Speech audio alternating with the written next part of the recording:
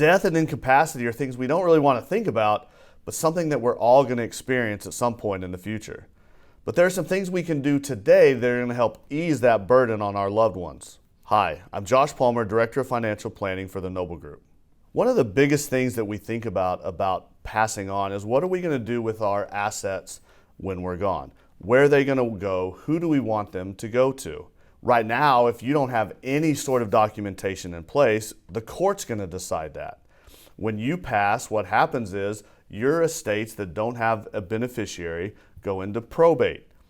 At that point, a judge determines what your will should be. That judge is going to figure out who gets what, how much they get, and you're not going to have any say over it. Same kind of thing happens if you become incapacitated.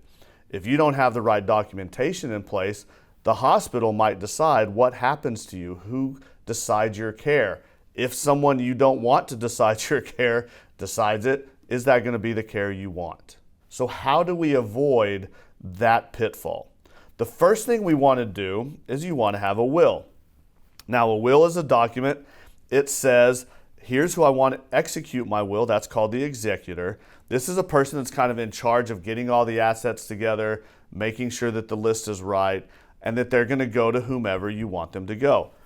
Once that executor is established, you can have what we call testamentary trusts inside your will that say, if I have a child that's a minor, I want to put so much money into this trust for my minor, and then it gets distributed throughout their life.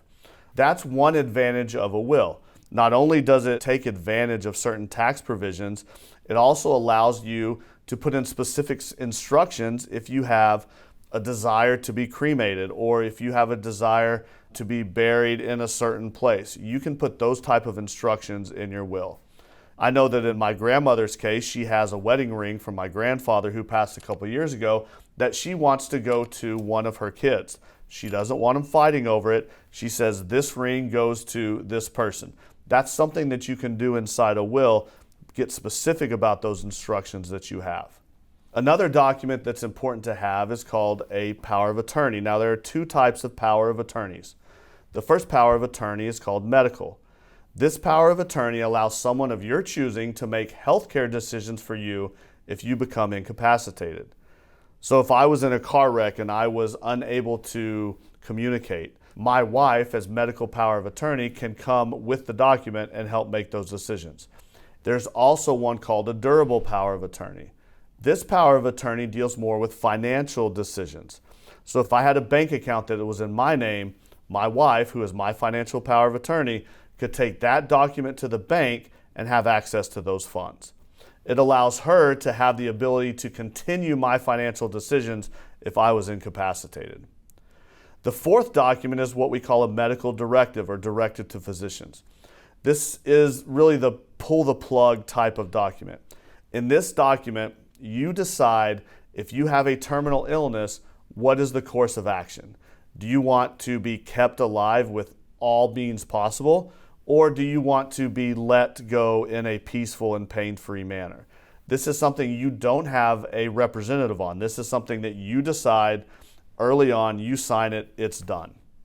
Now, in all of these documents, one of the most important things to have is alternates. We want to have the primary person that we pick to be our executor, our power of attorney, but we also want to have alternates. These are people that, in the case of our first person doesn't work, we want somebody else to come in and handle that. It's important because if that first person doesn't do it, or they might be dead as well, you don't want to have the document, not have the alternate, and be back to square one where the hospital or the bank or the probate judge gets to decide where your assets go. So once we have all these documents, once you have your representatives chosen, you have your alternates chosen, you're in a good spot. The thing to think about these documents that gets a lot of people is that depending on your state, when a child reaches majority, they have to have these documents as well. So I'll give you an example. Here in Texas, the age of majority is 18. My 18-year-old daughter, even though she's my child, if she did not have these documents in place and was off at college and got in a wreck, even though I as the parent have authority, I'm still paying part of her bills, I wouldn't have the ability to make those decisions because She's an adult, but she doesn't have the documentation.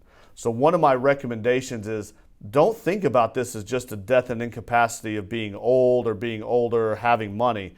These are documents that you need for anybody over the age of 18, no matter what their asset size is.